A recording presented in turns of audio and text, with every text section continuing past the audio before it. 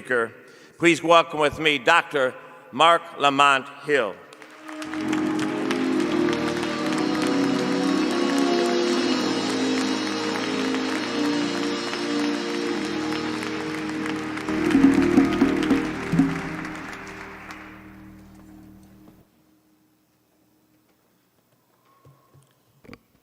Let us pray. Dear God, I stand before you, a sinner. I am here not by merit, but by mercy. Not by my gifts, but by your grace. All of us are broken and shattered. And we pray with your healing hands that we can piece together ourselves and do the work of repairing this world.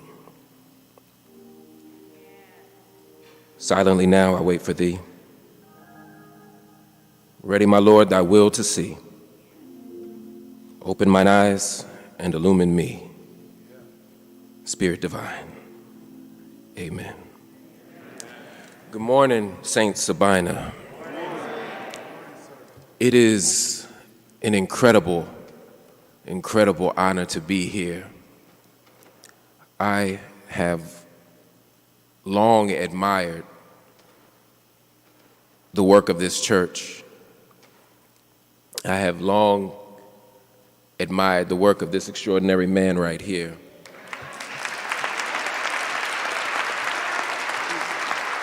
Father Pfleger, who has at every moment demonstrated that he loves us relentlessly, consistently, and at great cost.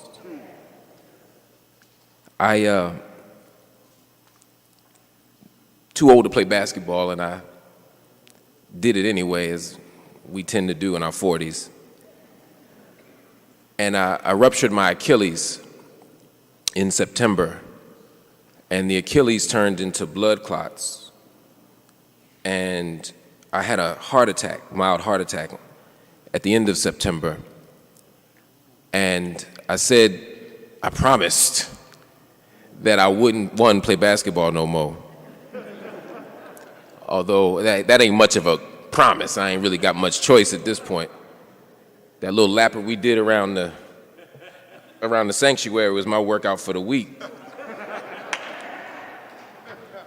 But I said that I wouldn't travel because of the blood clots, and I wouldn't speak until the spring.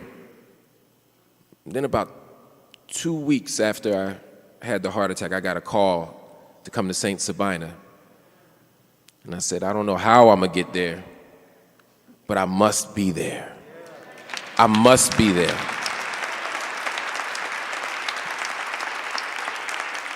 And so this is my first time on a plane, first time speaking in a minute, and I ain't no preacher, so just stay with me, family. We are here to honor the life and the legacy of one of the greatest human beings this country, indeed this world, has ever produced. Dr. Martin Luther King Jr. It takes extraordinary energy and effort and work to honor his legacy, not because he's not great, but because how our open enemies have committed to desecrating and denying his legacy, of forcing us to misremember who he was and what he stood for and how he moved in the world. You can't tell if he was a Republican or a Democrat looking at the TV. You can't tell if he was on the left or the right based on the newspaper. You could look on Twitter and think that he was anti-reproductive justice, anti-environment, anti-worker, anti-everything that the people of justice stand for. So our work To honor King is an act of resistance. Don't let these babies forget that 40 years ago we were still fighting to have a King Day. This wasn't no easy thing. This took work, grassroots struggle, grassroots organizing, black folk in churches and synagogues and mosques and community centers every single day, fighting to say you will not kill Dr. King's legacy the way you killed his body. We will remember him and remember him properly. And that's what we've been doing, whether there's a federal holiday or not. We fight for his memory. Now they want you to think of this as a day of service. Makes us bourgeois folk feel good about ourselves. We get out of our Volvos and Audis. We get our day off of work. We give away food we wasn't going to eat no way. We give away clothes we was tired of wearing. We go to the hood, take a selfie, go back home and say, I honor Dr. King. No. King Day is not a day of service. It's a day of radical action, radical teaching, radical organizing, radical preaching, radical selflessness. That's what this is about. So if we're going to honor King, we got to do it right. And we starting it right here at St. Sabina, where like Dr. King, there's a 7-day gospel. It ain't just about Sunday. A whole bunch of people can run and preach and shout on Sunday and act the devil, not even on Monday, but Sunday night. I'm talking about something different. I'm talking about leaving this place and doing the work of Dr. King, doing the work of our ancestors, doing the work of justice so that we can finally have the world that Dr. King gave his life as a ransom for. That's what this is about. So how we do that here in the midst of all of this mess? How we do that in the midst of a world that is on fire? Well, Dr. King told us the same thing. On April 3rd, 1968, he preached. He said, if the Almighty were to ask me, Martin Luther King, in what era would you want to live? He said, I would start my journey in Mount Olympus. He wanted to go to Greece, he said, and consider all the things that it had done for the aesthetic and cultural life of man. He said, I would want to see what Plato, Aristotle, Socrates, Euripides, and Aristophanes were doing assembled along the Parthenon. He said, but I wouldn't stop there. He went on to Rome and said, I would consider what this civilization did, but I wouldn't stop there. He said, I would go to the church of Wittenberg where my namesake Martin Luther had attached those theses to the door. He said, but I wouldn't stop there. He went to Lincoln. He went to Roosevelt. He said, I wouldn't stop there. He said, I would come right here to 1968. He said, some would say that's a strange statement. The world is all messed up. He said, but only when it is darkest can we see the stars. Family, we in the same boat right now. It is dark. People are dying of preventable illnesses. They're building more prisons and closing more schools.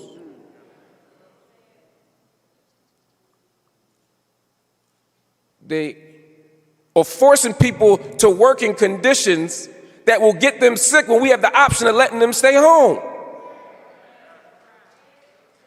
We got war around the world. We have a country that continues to use war as its primary instrument of foreign policy. We live in a country of sexual violence. We We live in the richest empire in human history. And babies go to bed hungry every single night.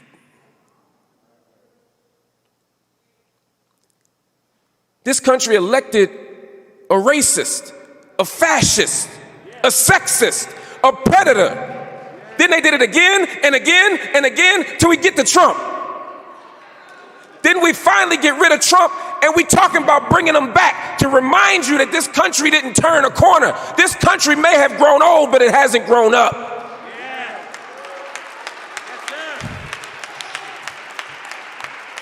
It is dark. It is dark. It is dark. So what do we do? What do we do in the legacy of King? What do we do in the legacy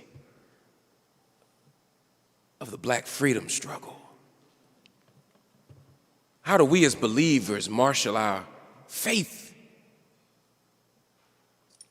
in ways that don't just prepare us for the hereafter, but prepare us for here, after poverty, after injustice, after mass incarceration? Well, I'm gonna give y'all a couple things I think we might do, then I'm gonna leave y'all alone.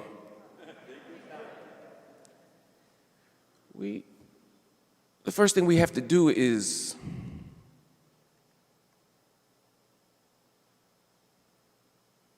embrace the imagination. You see, the legacy of King is one of radical dreaming. What the historian Robin Kelly talks about is the freedom dream. The ability to imagine a world that is not yet. That's what we're supposed to do as believers, is to imagine the world that is not yet. New heavens and new earths. But that work is not just the work of faith. That is the work of our politics. That is the work of our activism. That is the work of our teaching. That is the work of our loving. That is the work of how we come together. We must first imagine the world that is not yet. The great Howard Thurman, the theologian and mystic, talked about the idea that we don't have to be prisoners of the event. Thurman said, never reduce our aspirations or our dreams to the level of that which is our immediate experience. What does that mean? He said we don't have to be prisoner of the moment. We don't have to be prisoner of the event. For Thurman, he was talking about the story of Jesus. He was talking about the crucifixion and the resurrection. For Thurman, as a Christian, he was saying that the story of the crucifixion doesn't tell the whole story of our lives, of our faith, or of human possibility. But because there was a crucifixion, it didn't close the mind of God. It didn't close the action of God. It didn't close the possibility of us, because where there is a crucifixion, for Thurman, there was a resurrection. The story of God didn't end when Jesus was crucified. He said, just as Jesus was not prisoner of the events of the cross, we do not have to be prisoner of the events of our lives. Imagine that. Just as Jesus was not prisoner of the events of the cross, we do not have to be prisoner of the events of our lives. We can imagine a new heaven and a new earth, a new world, a new possibility. We ain't got to be prisoner to drugs. We ain't got to be prisoner to mass incarceration. We ain't got to be prisoner to rape culture. We ain't got to be prisoner to imperial wars. We ain't got to be prisoner to patriarchy. We can imagine something else, because on the third day, we gonna rise up. On the third day, we gonna organize. On the third day, we we gonna believe in something different. On the third day, we ain't talking prison, we talking abolition. On the third day, we ain't talking Me Too, we saying end patriarchy. On the third day, we ain't talking two-state solutions, we saying we gonna free Palestine. On the third day, we ain't trying to be polite with white folk, we trying to dismantle white supremacy. On the third day, we gonna do something different.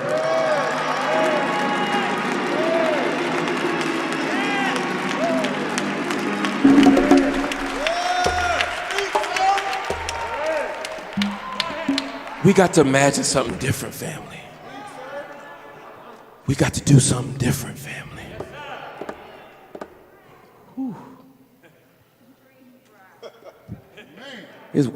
It's tougher than basketball, Doc. I'm gonna need the Spirit to carry me through the rest of this thing. Family, we got to do something different. We got to release our imagination. Don't let them tell you that this is as good as it gets. Don't let them tell you that we can't get no better, that we can't get no freer, that we can't get no safer. To release our imagination is what King was pushing us to do with his dream. The dream wasn't to just have black and white folks sitting at the table together. He was daring us to dream of a new heaven and a new earth. What else we got to do, though? After we release our imagination,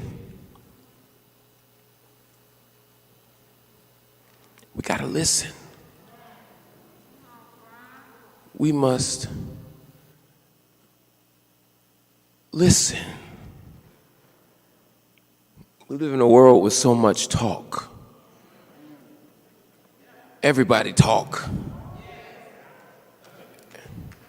I ain't never seen so many Instagrams and Twitters and people with nothing going on in their lives going live. Why? So much of the talk is disconnected from listening. Everybody's a star of their own show. We live in the age of the selfie. All the attention on me and not on we. In order to organize and build this world differently and to create the beloved community, we must be willing to listen. You see, Dr. King on his last birthday, January 15th of '68, he woke up, got dressed, he threw on his jeans and his windbreaker jacket, he had breakfast with his family, he then headed to the church where he listened to folk. He met with a group of Negro preachers. You know they could talk. Everybody said they're gonna take their seat in a minute and go another 35. But they wanted to figure out how to build on the gains of '64 and '65. He listened to them. He met with Chicano activists. He was fascinated with the work and the struggles that were happening at the border, and he wanted to figure out how we could expand and thicken our freedom struggle. He listened. He met with sanitation workers from right here. Someone had been mauled, and he was trying to figure out how we could get safer working conditions, working rights, and living wages. He listened to them.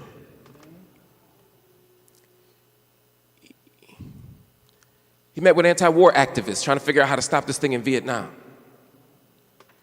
He listened to them. You see, listening is not merely the physical act of hearing what people say. Listening is about embracing people's conditions and embracing people's stories and trying to understand their lives and figuring out how you can piece your life and their life together, because we are united as a front. We are better when we are not just locked at the arms singing "We Shall Overcome," but also locked at the circumstance. You see, Dr. King understood that he wasn't just a Negro preacher. He's one of the great political strategists of all time. He understood that when John F. Kennedy walks through Harlem holding a black baby in 1960, it'll be dismissed as a campaign stunt. You know how them northern liberals are. Just trying to get some cheap votes, trying to make Adam Clayton Powell happy. Kind of like Bill Clinton playing the saxophone in '92 on Arsenio Hall. Some of y'all remember that. Or Hillary in a church in Selma trying to clap on beat. She gonna get there.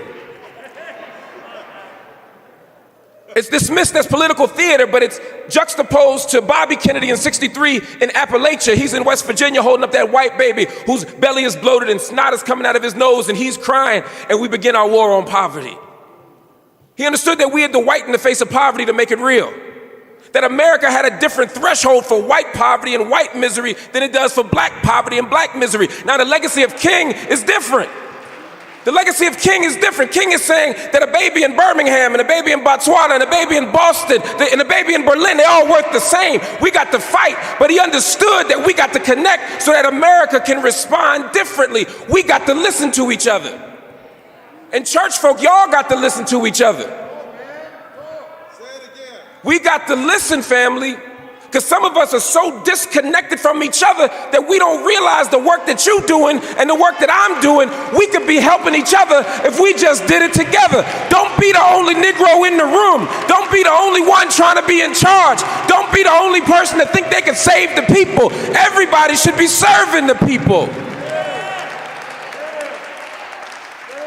Don't tell me I don't have time to do this education reform. I'm working on anti-prison work. These broken schools are leading the children directly into the prison. And they know the thing that'll stop you from going back to prison is education. And what do they take out of the prison? Education. They understand we got to come together. You tell me you worried about poverty and you can't think about these wars. Who you think they send over into the war? Who you think they put on the front line to kill other brown people, other black people, other poor people? If you want to stop these wars, you got to stop capitalism. Somebody said, hey, everybody love peace. The problem is you can't make no money off of it. As long as there's profit making, there's going to be violence.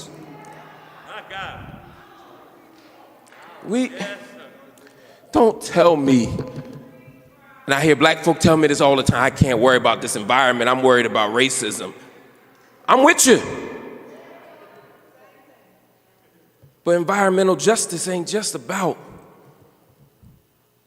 saving the whales. Where you think they put the power plants? Where you think they dump the waste? Where you think the lead is in the water? You think there ain't no relationship between racism and the environment? Go to Flint, Michigan. We got to work together, family, and listen to each other. You know who listen to each other? I'm gonna tell y'all. Pastor, can I tell a quick story? Go ahead. I used to work at Fox News back in the day. I was on the visiting team.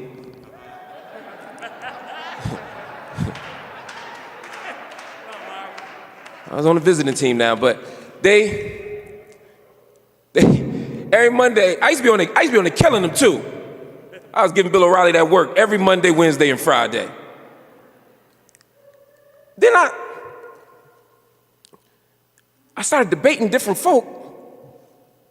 Hannity and O'Reilly, all of them. And they all had the same notes. They all had the same talking points, the same fake statistics. 105% of black people have been to jail.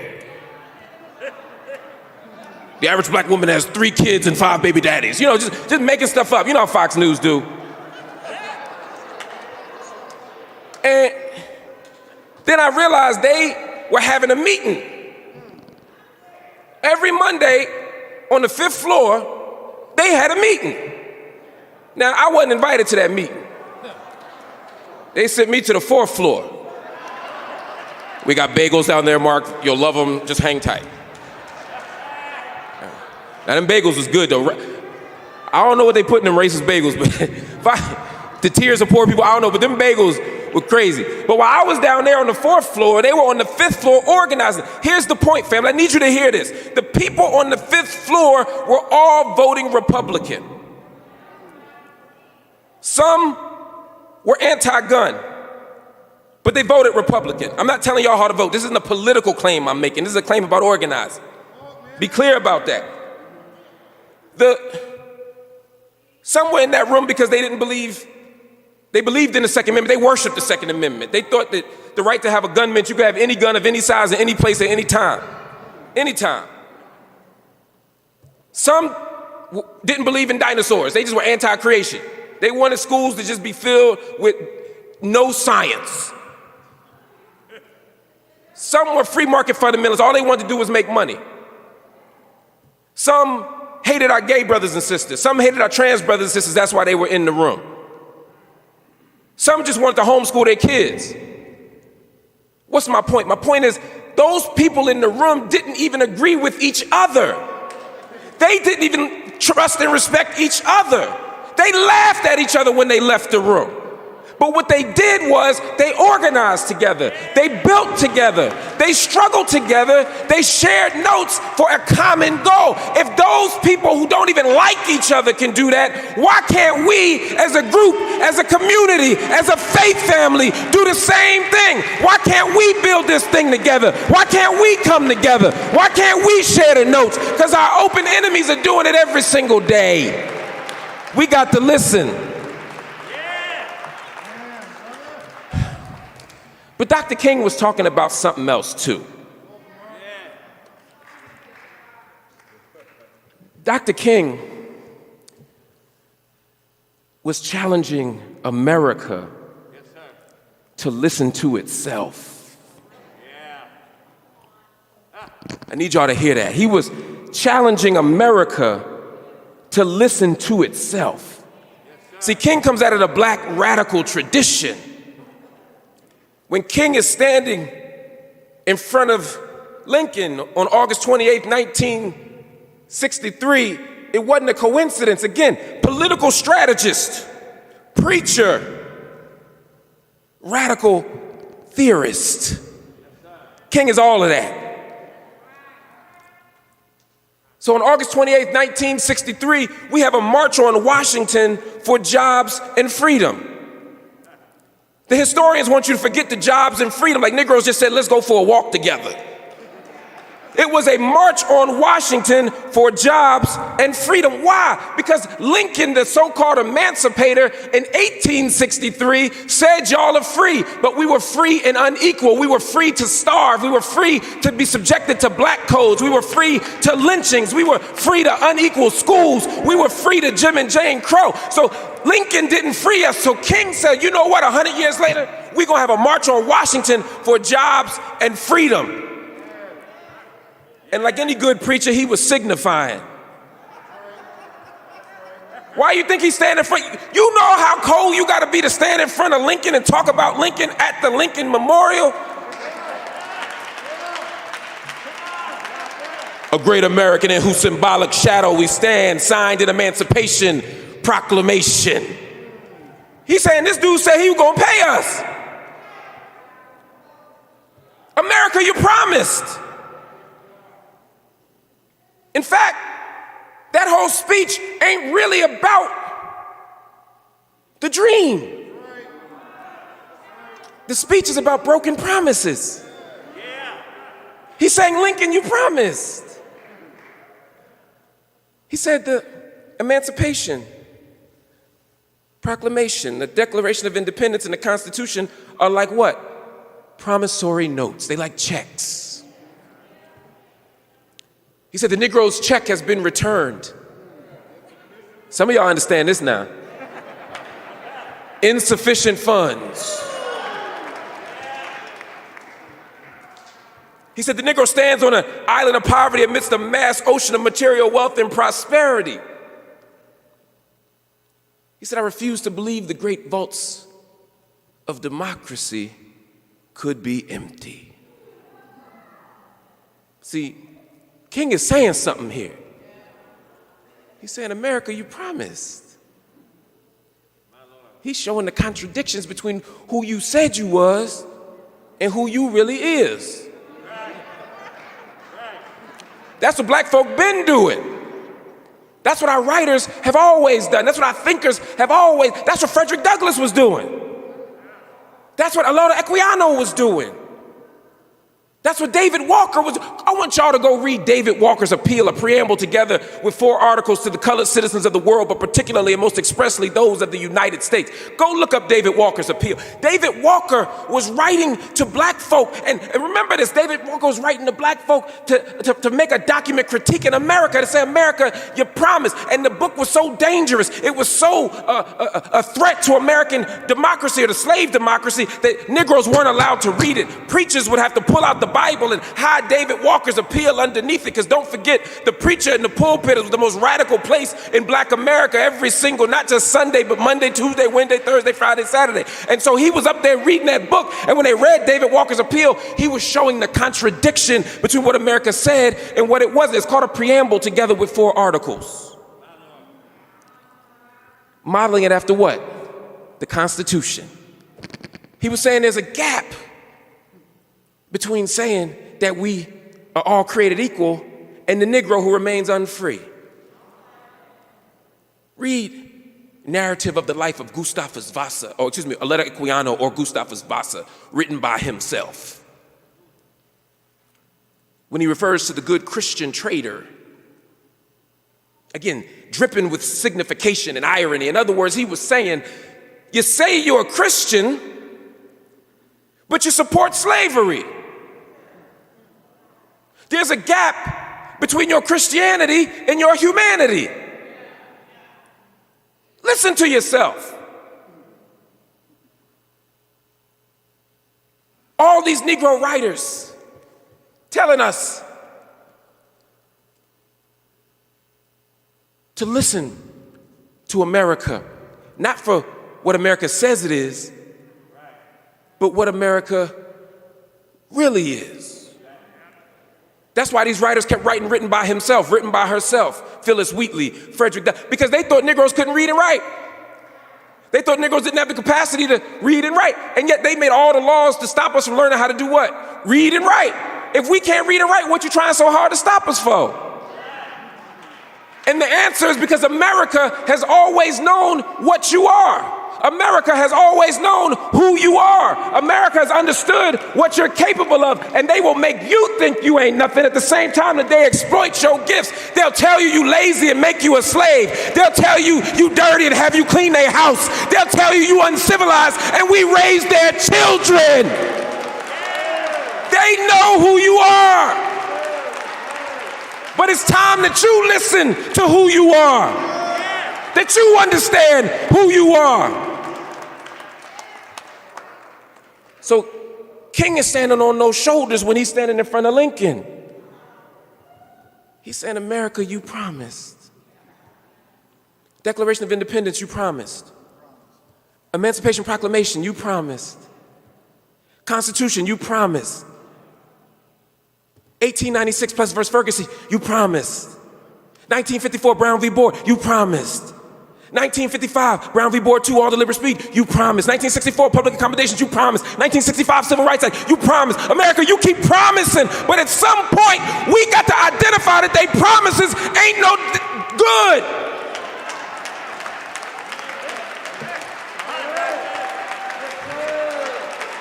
That's what King is doing.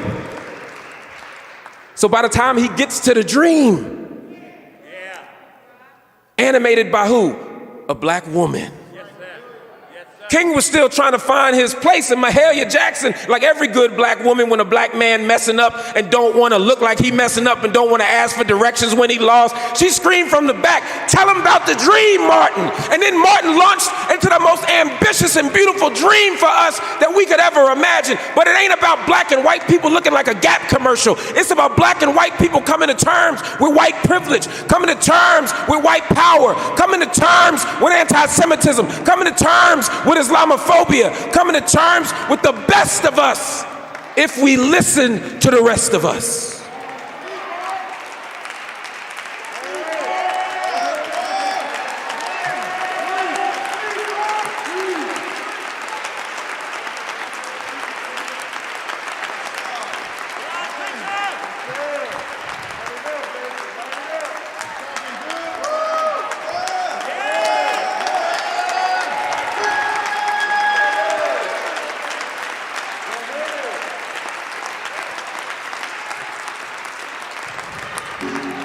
I'm gonna take my seat in a minute.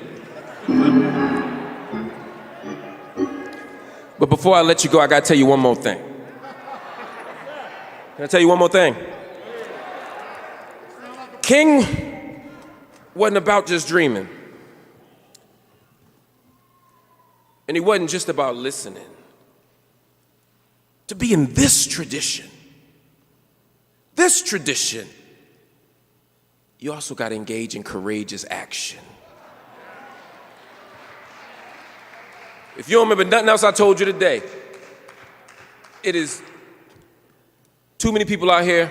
The biggest problem in the world today is that it's too many people that don't do nothing.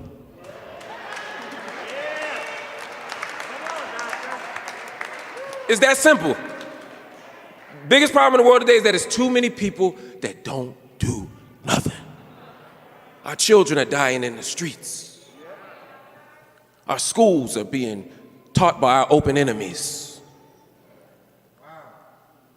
Our brothers and sisters are being terrorized. We had an act of terrorism in a synagogue just last night, an evil act.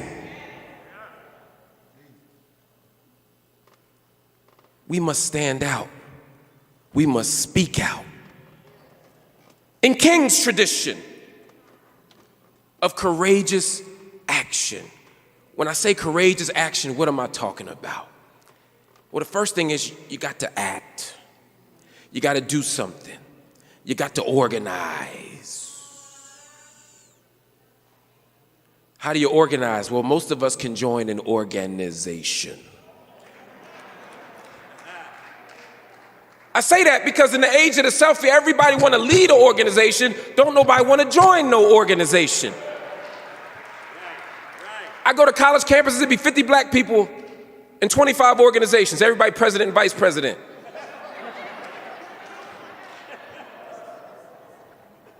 That ain't about the organization, that's about you. One of the great lies of history is that history is advanced by singular people, and really singular, heterosexual, able-bodied men. But for every single person like a King or a Malcolm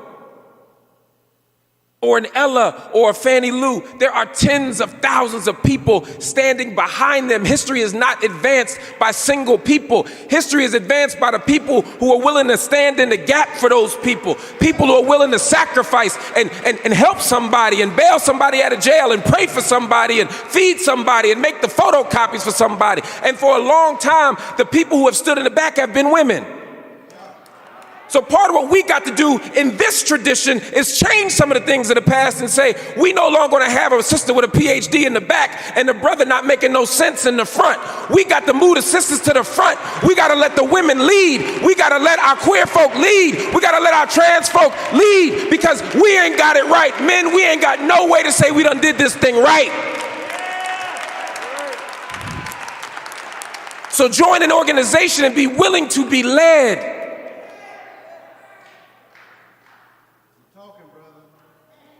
To organize is to join organizations and be committed to them. Don't leave when you don't get your way. Don't leave when you don't get elected. Don't leave when you fall out with somebody. Don't leave when the person you got that thing for left the organization, or you broke up with them and ain't got that thing no more. You gotta be bigger than that. Now, I ain't trying to be ahistorical or romantic in my analysis. I'm not saying that it wasn't like that before. You go to any black neighborhood in America, you're gonna find Second Baptist Church, Third Baptist. It was just Baptist. Somebody didn't get the part in the choir. Somebody said somebody Greens was nasty. Next thing you know, Second Baptist. Some of y'all went from Second Baptist, started Third Baptist. And it's funny, every Baptist you go to, some of y'all at Fourth Baptist and can't figure out the problem ain't the people, the problem might be you. At what point will we let go of the ego? At what point will we let go of the need to be in charge? At what point will we put justice in front of my own needs? We got to do something different. If you gonna organize, though, you got to make these organizations do what they supposed to do. You're going to be an NAACP, cool, but what kind of NAACP you willing to be? You going to be a wealth-chasing NAACP, happy to have a business card NAACP, just trying to be mayor NAACP, happy to take my picture in Trump Tower with other mediocre Negroes NAACP. What kind of NAACP you gonna be? You gonna be that, or you gonna be a 1909 NAACP, a W.E.B. Du Bois NAACP, an Ida B. Wells Barnett, lynch-stopping, freedom-chasing, dangerously courageous NAACP? Who are you willing to be? Black Greeks.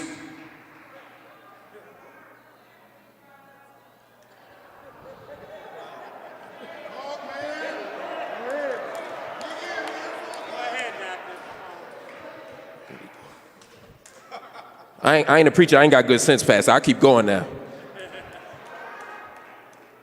Black folk in Greek letter organizations.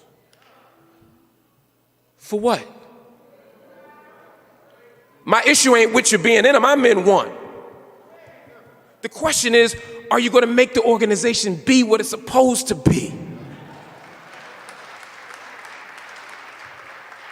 You're going to build on your organization that was built from black men and women committed to creating something in the midst of Jim Crow, of honoring sisterhood and brotherhood and achievement and scholarship?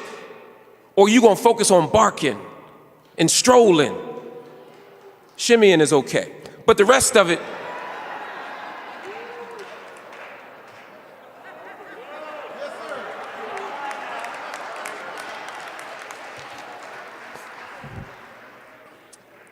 that's okay, but the rest of it, what are you willing to do? If we just put on costumes and party with each other, what are we doing for our community?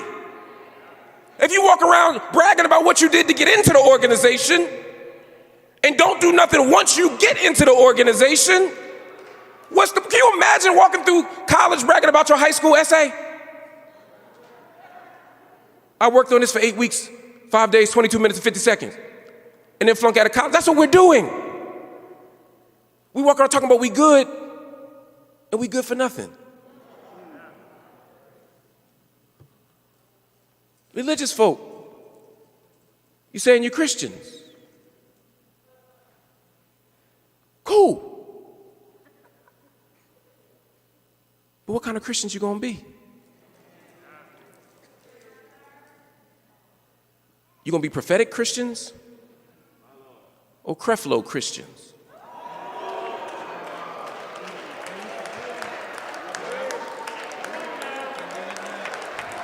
Do you want prosperities of freedom, or do you want prosperities of wealth? Do you want to talk about how much money you got, or how much money your pastor got, what size his jet is, how big his Instagram followers are? Are you going to be following the revolutionary example of a Palestinian Jew named Jesus that freed the captives, that healed the brokenhearted, that preached good news to the poor, that overturned the tables in the temple, that said that your measure, your faith is how you treat your brother? Yes, sir. Who do y'all want to be? Because King is in a tradition of radical prophetic preaching. That's why he gave the parable of the Good Samaritan. That's why he chose Jericho Road. Because anybody who's been on Jericho Road knows between Jericho and Jerusalem is a lot of danger. As he said, it's a winding and meandering road. It's conducive for ambushing. And so when the man asked Jesus what the Good Samaritan was, King said the man was trying to trick Jesus, because the question was, how do you account for your own safety? How do you account for the goodness of yourself at the same time that someone has fallen on Jericho Road. He said there's many ways you could respond. You could be compassionate by proxy. You could send somebody else. That's what we do when we mail in them donations and don't help nobody. He said you could be compassionate by proxy. He said you could get at the structural root. You could set up a Jericho Road Improvement Association. That's what some of y'all do when y'all create these Negro organizations that ain't doing nothing but giving y'all galas and gowns and no kind of structural change. He said we could do that. He said, but the good man, the great man, was the man who got down on Jericho Road to help the man. That was the good person, because he didn't say what'll happen to me if I go. He said what'll happen to him if I don't. That's what it means to be in this tradition of dangerous unselfishness. Dangerous unselfishness. That means you might be straight, but you speaking out for queer folk. That might mean you here in America, but you speaking out for Uyghurs, and you speaking out for Palestinians, and you speaking out for folk in Kashmir, and you speaking out for people in Uganda and Senegal, because you got to ask what'll happen to them if I don't. Dangerous unselfishness means even when our enemies try to tell us who our friends are. How your enemy gonna tell you who your friends are?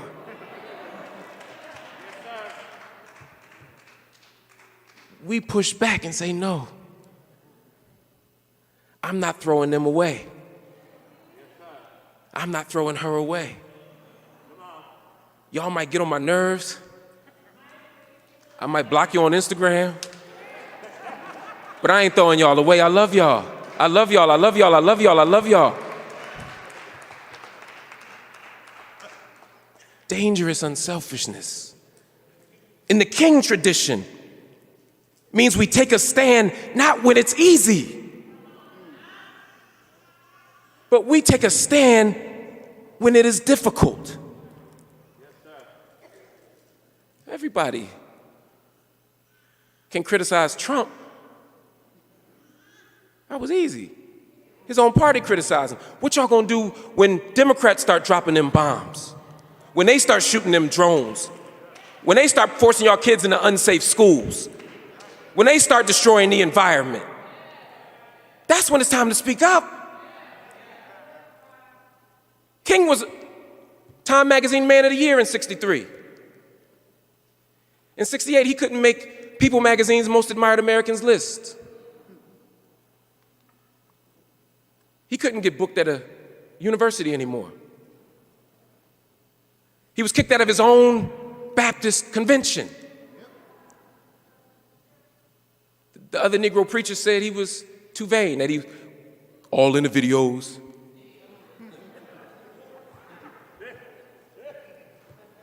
The OGs get that. Morehouse College wouldn't put Dr. King on the board of trustees.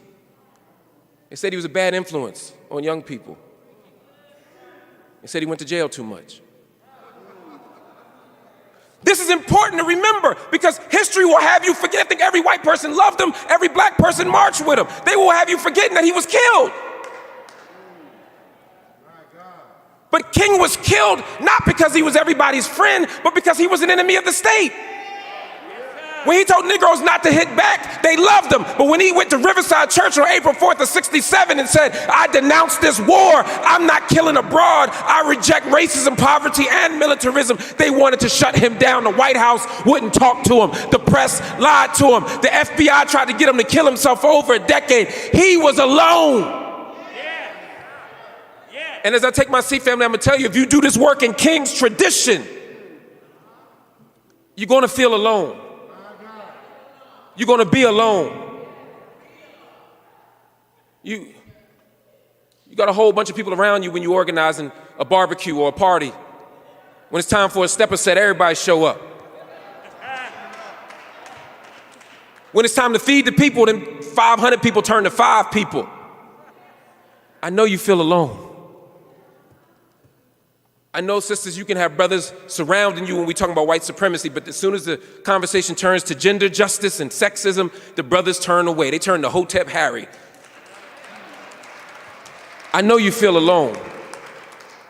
I know some of y'all work with good liberal white folk that love black people till it's time to hire one. Till it's time to vote for one, till it's time to put one in charge. I know you feel alone. King was alone. Malcolm was alone. Angela was alone. Sojourner was alone. Harriet was alone. Du Bois was alone. If you're doing this work right, if you make your faith walk right, if you struggle right, you're gonna be alone. The only thing you're gonna have with you, like Jesus as he carried that rugged cross, is your faith in the knowledge that this world will be better because of what you do, because of what we do. So stop looking for consensus. Stop looking for popularity. Stop looking for majority. If you're going to carry the mantle of king, you get your 2 to 3 to 4 people and you do your work. You do that struggle. And as a great philosopher said, they said, Hove, it ain't many of us. Less is more. There's plenty of us. Amen. God bless you. God bless Saint Sabina. Free the land, free all political prisoners.